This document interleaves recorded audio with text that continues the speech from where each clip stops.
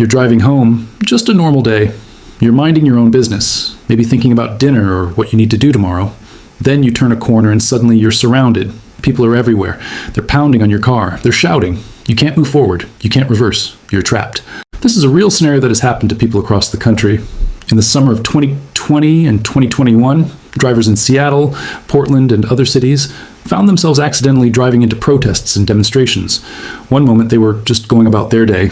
The next moment, their car was surrounded by an angry crowd. Windows were being smashed and they were terrified for their lives. When this happens, the question becomes, what can you legally do to protect yourself? Can you drive away? Can you drive through? Can you use force? The answer is more complicated than you might think, and it depends on where you are, what exactly is happening outside your car, and whether you have passengers with you. In this video, I'm breaking down what the law says about being surrounded by an angry mob while in your vehicle. We'll cover when you can use force, when you can't, and what steps you should take to protect yourself and your passengers without crossing the legal line. Stick with me, and you'll walk away knowing exactly how to handle this terrifying situation if it ever happens to you. Before I break it down, hit that subscribe button and tap the bell. You do not want to be searching for this video while people are banging on your car windows. Let's start with the basic rules of self-defense. In general, you can use force to defend yourself so long as the force you use is necessary, reasonable, and proportional. That means you can't use more force than the situation requires. If someone pushes you, you can't shoot them. If someone threatens you, you can't run them over. The force must match the threat. Now, lethal force that could cause death or serious bodily injury, can only be used in specific situations.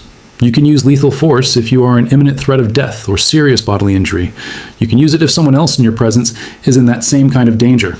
You can use it if a felony is being committed upon your person, or you can use it if a felony is being committed inside your home. Here's where it gets tricky. Your car, when used as a weapon, can be considered lethal force. If you drive your car into a crowd of people, that can cause serious injury or death. So, when you step on the gas to escape a mob, that action may be analyzed as the use of deadly force. And deadly force can only be justified in those limited circumstances we just covered. A jury will have to decide whether you were truly in fear for your life, or whether you overreacted to a threat that was mostly about property damage. There's an old saying in the legal world, better to be judged by 12 than carried by 6. It means it's better to face a jury than to be dead. And there may be some truth to that.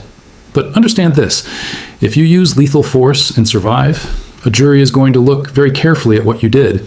They're going to put themselves in your shoes and ask, would I have done the same thing? They're also going to ask a second question. Does society accept that this level of force was appropriate?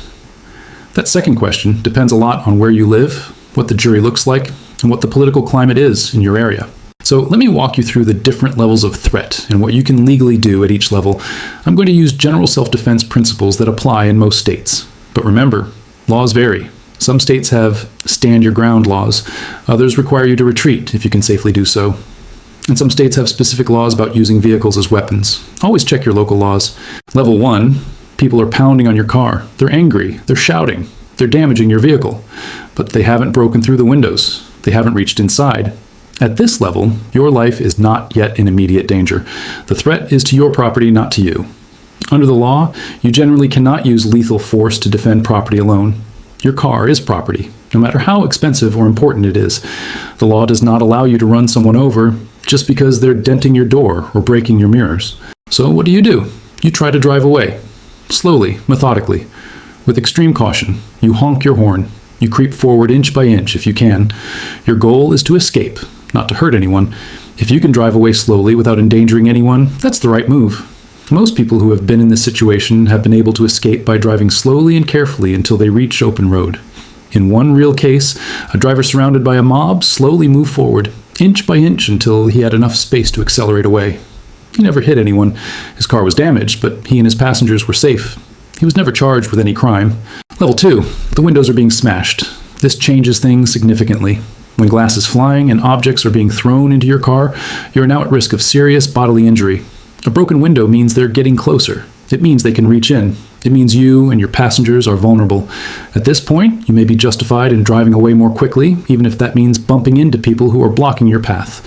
The key is that you're now defending yourself, not just your car.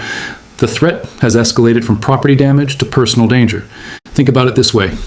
If someone breaks your window and reaches toward you, they could grab you, cut you with the broken glass, or hit you with an object.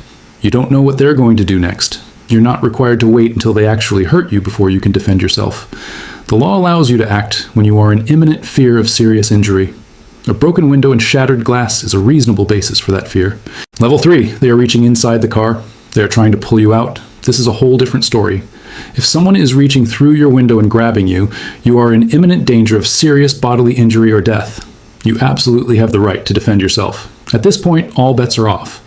You can use whatever force is necessary to protect yourself and your passengers. If that means accelerating to get away, you are legally justified. If that means driving over someone who is trying to pull you out, a jury will likely see that as self-defense.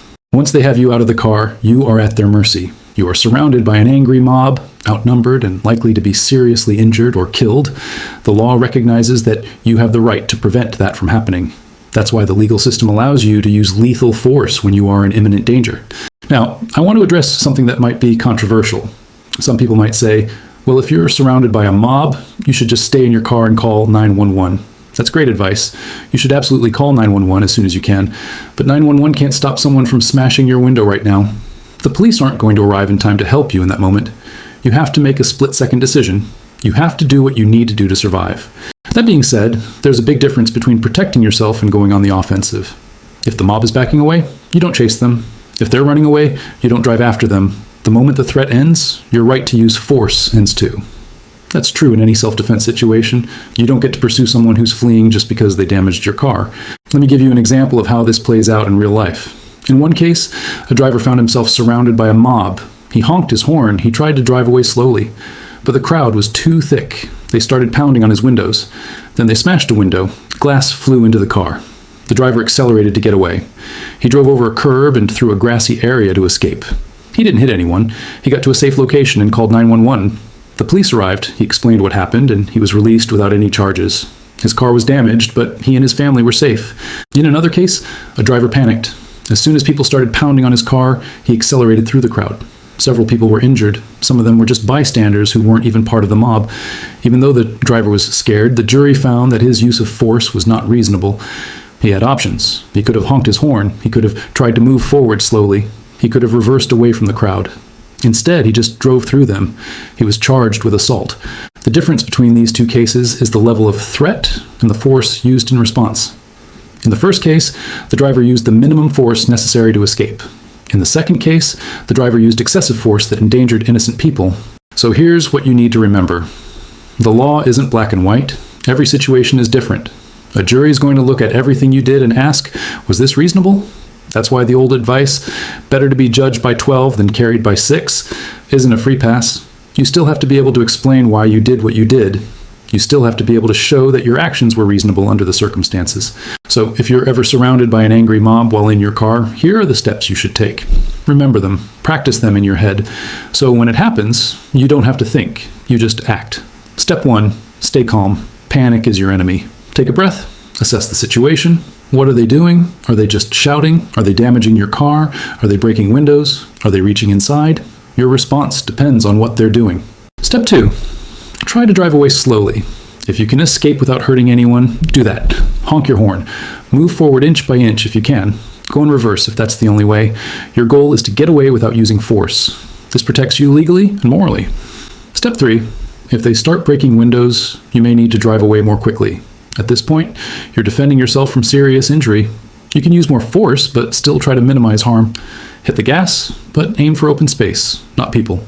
Step 4, if they're reaching inside and trying to pull you out, all bets are off. Protect yourself, protect your passengers, do whatever you need to do to survive. Step 5, after you're safe, call 911. Tell them what happened. Give them your location. Tell them you were surrounded by a mob and you feared for your life. And then hang up. Don't talk to the media. Don't post about it on social media. Don't try to explain yourself to anyone except your lawyer. And finally, document everything. Your car is evidence. The damage is evidence. Save your dash cam footage. Get the names of any witnesses. All of this will help your lawyer build your defense. Practice these steps in your head. Think about what you would do. When you're sitting in your car with people pounding on the windows, you don't want to think. You want your hands and your feet to know what to do automatically. And remember, none of this is legal advice for your specific situation. Laws vary by state. If you're ever charged with a crime, consult a local attorney who knows the judges and prosecutors in your area. If this video helped you understand what to do if a mob surrounds your car, Hit that like button right now, subscribe, and ring the bell so you never miss an update. And drop a comment below. Have you ever been in a situation where you felt trapped in your car? What did you do? I read every comment, and I will see you in the next video.